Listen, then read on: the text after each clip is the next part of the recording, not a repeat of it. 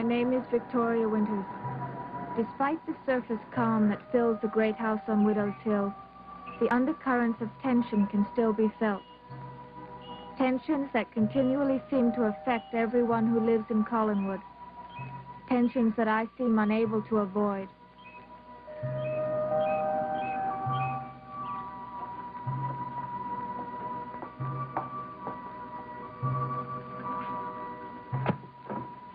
What are you looking for? My pen. It was here when I left. I thought I was through with my homework. You are. I just came up here to get my notebook and pen, but the pen's gone. No, it's not. It's right over there. Where? Can't you see anything? I put it right here. I'm sure that's right where I put it. Well, you must be mistaken. But I know I put it right there. I think I did. Nobody would just walk in here and take the pen. So it must be somewhere in the room. Help me look for it, will you, David?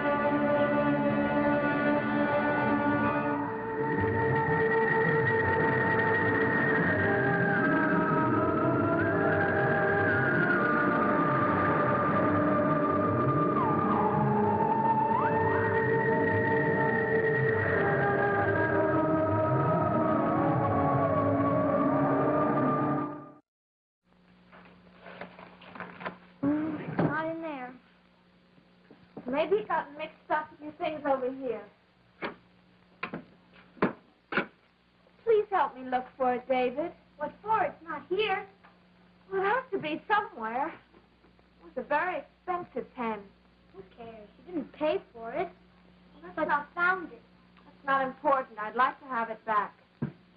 Now try to remember where you were the last time you saw it. Well, I think you left it over there on the desk.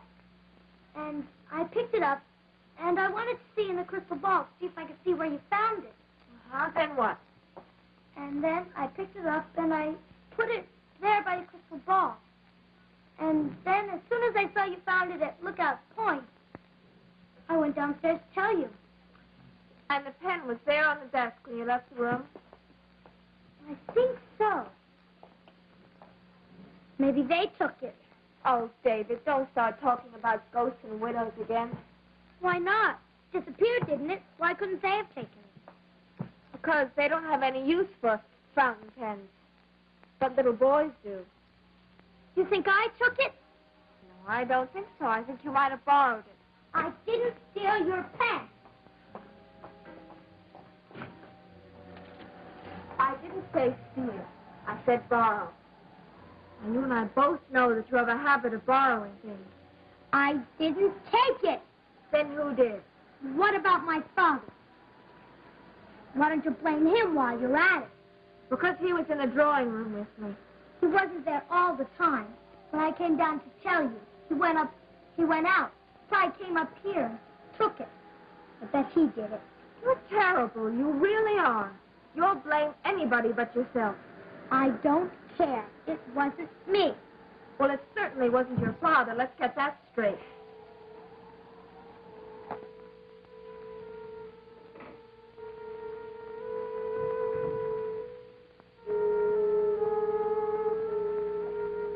You think you can go around blaming me for everything that happens around here? Well, you can't. I can blame you for the things you do. That's like, that's all you ever liked to do was get me in trouble. I'd like to get my pen back. Now, if you'll just show it to me, then I'll promise to forget the whole thing. Well, why don't you look in there? That's the closed-off section. What for? Well, that's where the ghosts live. That's where they must have taken it. I'm sure they would have put it in. Whatever's going on up here? It sounds like a riot. It's a private affair between David and me. Well, it didn't sound private from downstairs. What's wrong? She's trying to blame me for stealing her pen, and I didn't. Your pen? Yes, it was in David's room when I went downstairs, and when I came back, it was gone. Well, I can't help it if it disappeared. Things don't disappear, Oh, David. Vicky, please stop it. I'm sick and tired of this continuous bickering with David. Well, so am I. But now, if it's simply a matter of a pen, I'll be happy and delighted to buy you another one, just to get the whole matter settled. That's not the point. David, did you take her pen? No. Well, that's good enough for me, son. I should think it would be good enough for you. When you have a chance, Vicky, I'd like to see you in the drawing room.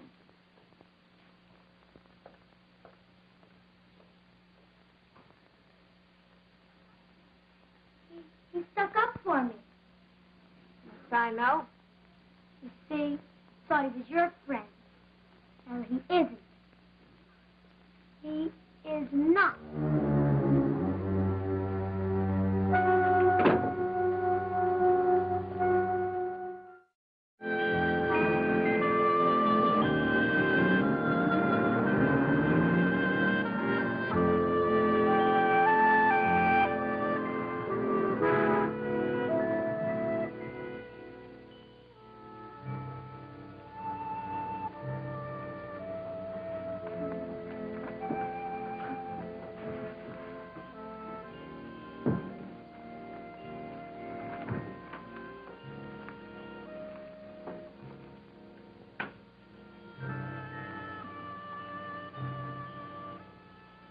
Coffee, man?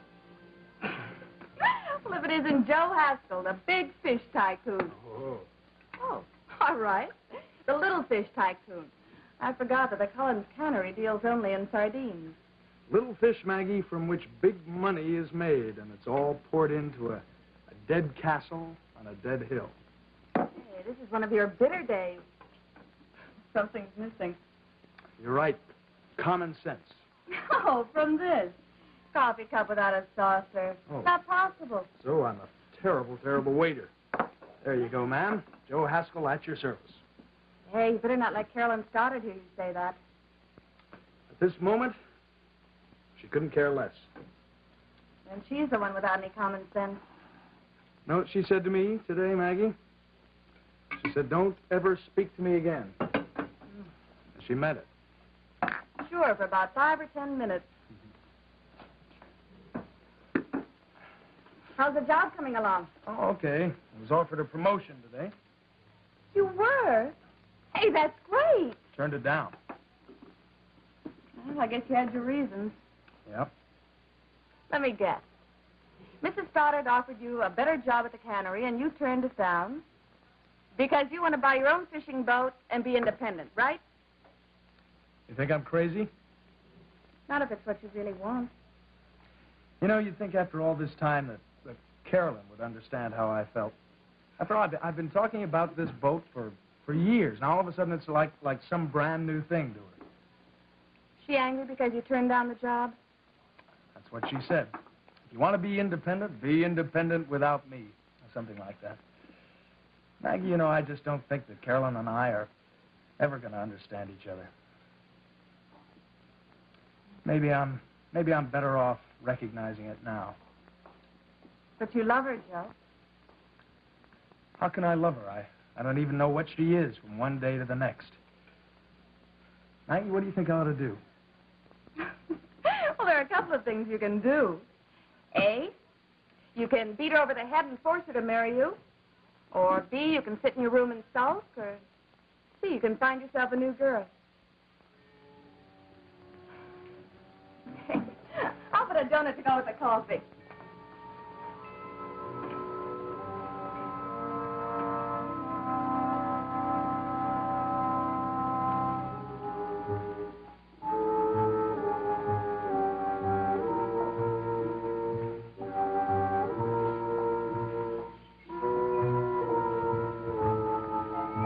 You said you wanted to talk to me.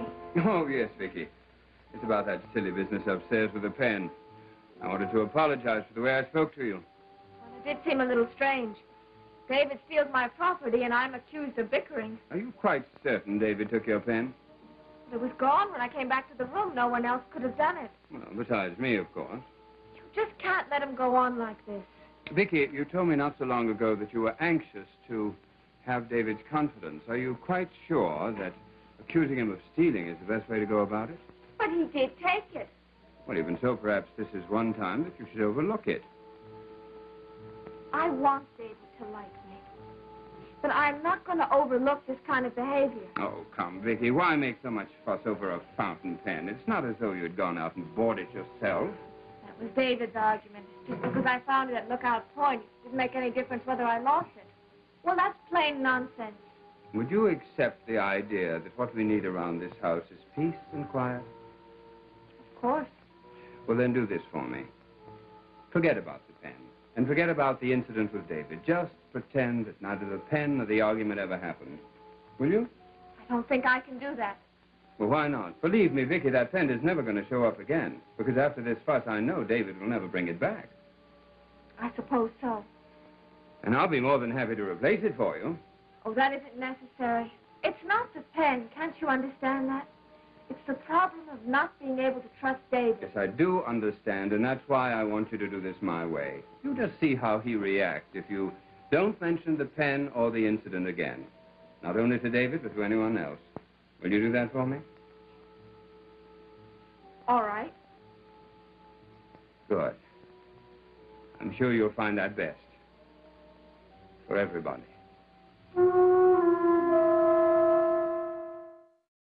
You know what you are, Joe. The White Knight of Collinsport, determined to save the beautiful princess from the dungeon. Only trouble is she doesn't want to be saved. Well, then the beautiful princess is, if you'll excuse the expression, off her rocker. Confused. Off her rocker. She wants to stay up in Collinwood? That's not confused. You know, the one time I went up there, I felt like there were about 100 ghosts all around me. And all I saw was the entrance hall and the drawing room. You ought to see the other parts of it, especially the one that's closed off. Have you ever been in there? No, nobody goes in there. But I have heard that it's full of ghosts, loaded with them. You know, I believe you. Yes, it's musty and spooky, and it's filled with little blind alleys and dark corridors and rooms that are closed up, and dead people that never speak. Hey, cut it out there, Joe. You're going to make me nervous. You know, I'll tell you something. If I had my choice between that big old house and the little cottage that Pop and I have, I'd take the little cottage that Pop and I have. Oh, you got a customer. I got to get going anyway. Hey, Joe, I just had an idea. How about taking pot luck with my dad and me tonight? I mean, if you haven't anything better planned. Thanks, Maggie, but... Well, I don't know whether I'm going to be free. Well, I'll be cooking dinner anyway, so if you change your mind, why don't you just give me a call? Maybe I'll do that. Good. Maggie, thanks for the use of the hall.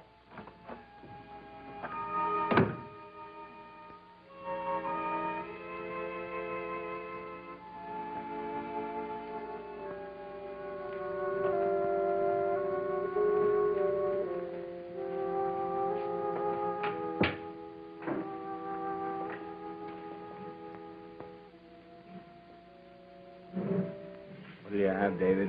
$1 million or a brand new bike? I was looking for the pen. Will this one do? That's not it. It was silver.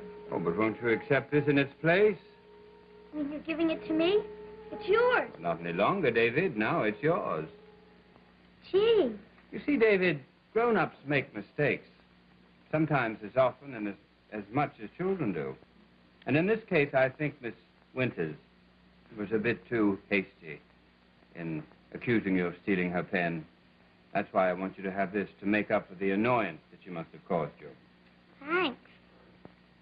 Now, in return, I would like you to do something for me. What? Oh, no, don't worry, David. It's not going to be terrible. I simply want to keep peace in this house. I just want you to forget about Miss Winters' pen, forget that she found it, and then forget that it disappeared. Will you do that for me? But how can I do that? Well, simply by promising not to mention it to anyone. And that way, it'll never come up again, and it'll be all over and done with. No, it won't. Well, why not? Because Miss Winters, She'll tell everybody I stole her stupid pen. Oh, no, she won't, David. She promised that she wouldn't. She's not going to say anything about it. And I want you to make me the same promise, will you? Sure. Cross your heart. Cross my heart. But I'm still mad at her. Well, I can't help that, David. I hope you enjoy your gift.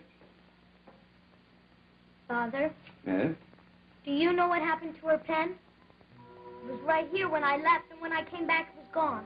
Well, I have a theory, David. I think it was one of those ghost friends that you have. That's what I told Miss Winters, but she wouldn't believe me. Well, it's all over now, David. No, it's not. Maybe I won't tell anybody, but I'm going to get even. And nobody's going to stop me. Well, why should I stop you? I think this matter should be settled between you and Miss Winters.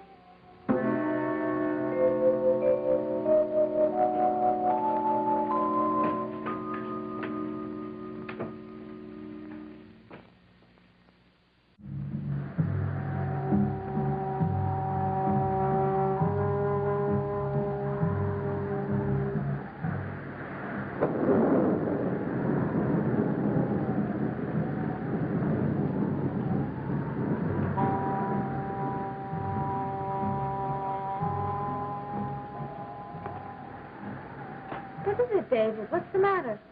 Where's my father? He's gone out. Is anyone else here in the house? No, just you and me. David? David, what's the matter?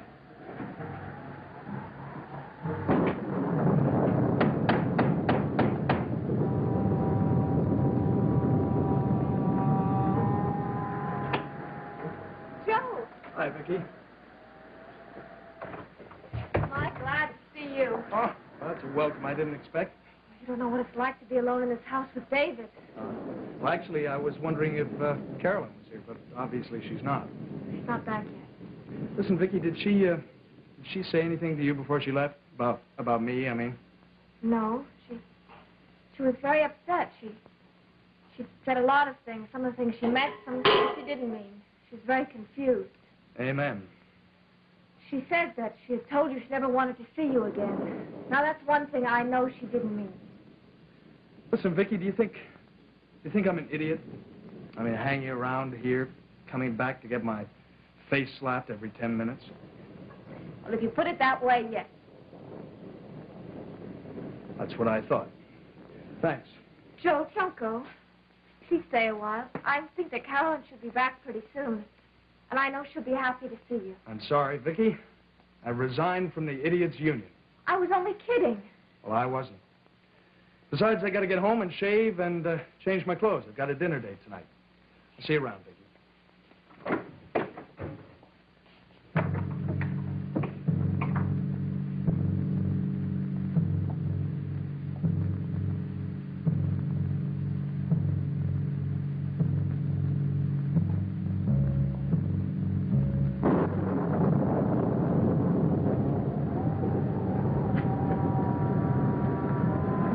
To get even.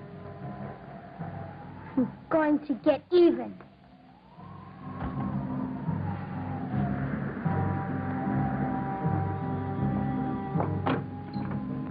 Miss Winters?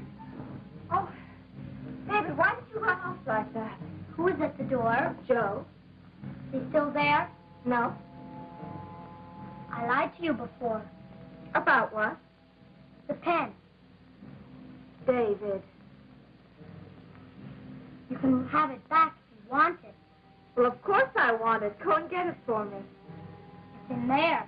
That's the close-off section of the house. I know what it is. I have a secret place in there, and that's where the pen is.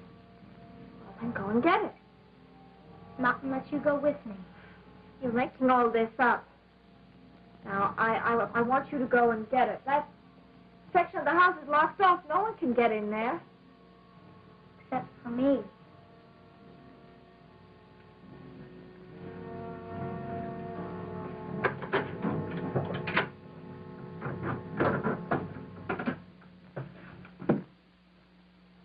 See? If you want your pen, you have to come. ridiculous. It's the only way you'll get your pen. Follow me.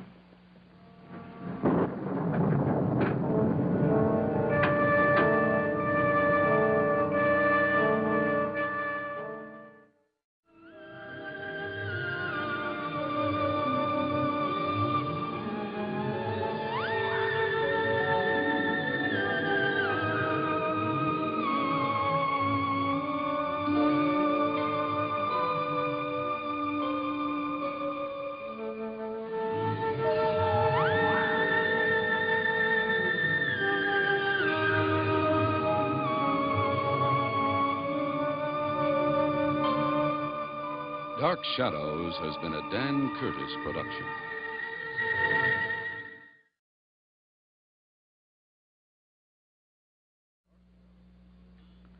Dark Shadow for VTR 10-12-66, air 10-20-66, take 1.